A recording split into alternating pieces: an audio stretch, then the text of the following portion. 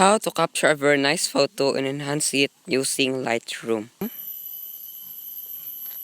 And then find an object you want to capture.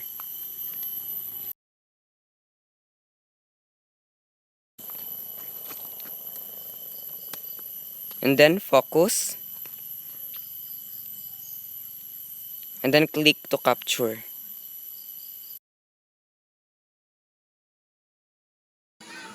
Then select a photo to edit. Then explore.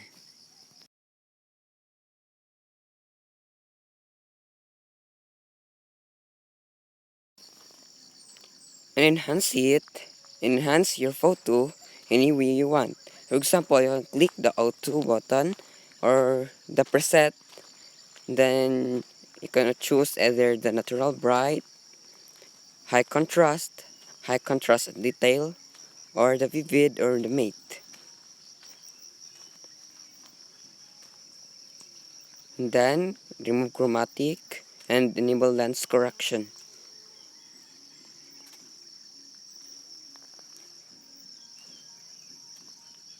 You can also adjust the light, the exposure,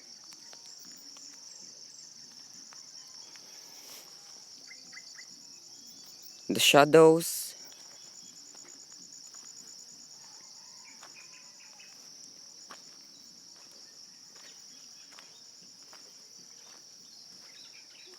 and you can also sharpen it, and then save to camera roll and maximum available to save the photo.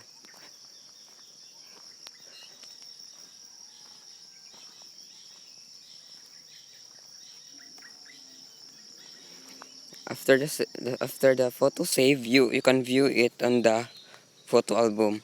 That's it. Thanks for the watch.